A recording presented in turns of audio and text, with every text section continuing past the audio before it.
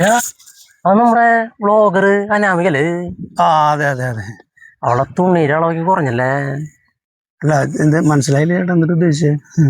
അല്ല ഇവള് ലോകം മൊത്തം കറങ്ങി നടന്നിട്ടേ വീഡിയോസ് എടുക്കണ്ടല്ലേ. കുറെ ചെക്കന്മാരൊക്കെ കാണാം. അതെ, അവൾക്ക് സ്വന്തമായിട്ട് നല്ലൊരു യൂട്യൂബ് ചാനലുണ്ട്. പല രാജ്യങ്ങളിലും അവള് പോയി കറങ്ങിയിട്ട് അവള് അത് ആ യൂട്യൂബ് ചാനൽ അത് അപ്ലോഡ് ചെയ്യുന്നുണ്ട്. അവള് പൈസ ഉണ്ടാക്കുന്നുണ്ട്. ചേട്ടന് എന്തിന്റെ വീഡിയോ ചേട്ടാ? ആരടാ നമ്മളെ അങ്ങനെ പറയാൻ പറ്റില്ല. അത് ചേട്ടാ ഒരുപാട് പറയണ്ട ചേട്ടൻ. നീ അവളെ നോക്കാനല്ലേ ഇവിടെ സ്ഥിരീകരിക്കണേ? അതെ. എന്തിന്? ഞാനൊന്നും അതിനൊന്നല്ല.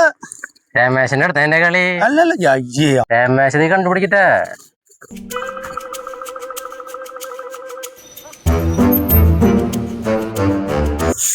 മണിക്കൂട്ടാ, നമ്മുടെ ബാബേണ്ണ പോലെ ഇവനെ ഫുൾ ടൈം ബാറിലാണല്ലോ. ഇവനെ ഫുൾ ടൈം അടിയാന്നോണ്ടല്ലേ.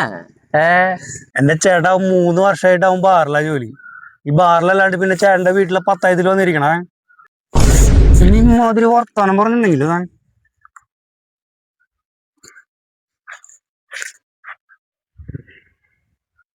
ഇവനിട്ടൊരു പണി കൊടുക്കണം.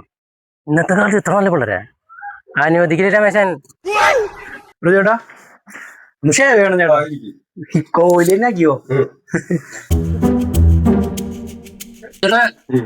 ഫുഡ് കിട്ടണം. കല്യാണ്ട് പ്രദോഷം പറയണ്ടല്ലേ ചേട്ടാ. നമ്മുടെ രാജേട്ടനും അല്ലേ ശ്രീകുട്ടൻ, അവനെന്ന് കണ്ടു ഉള്ളൂട്ടായിക്കൊണ്ടവൻ. ബാംഗ്ലൂരൊക്കെ ജോലി എന്ന് പറയണ്ടി. എന്തൊക്കെ പരിപാടി വെച്ചേ ഇടയ്ക്കിടയ്ക്ക് അമ്മ പറയണ്ടി. എനിക്ക് അങ്ങനെ MDM വരെ പരിപാടിയെന്ന് തോന്നുന്നവൻ. മറ്റേ അനാമികല്ലേ വ്ളോഗർ, അവളുടെ പിന്നാലെ ഫുള്ള് നടത്താം.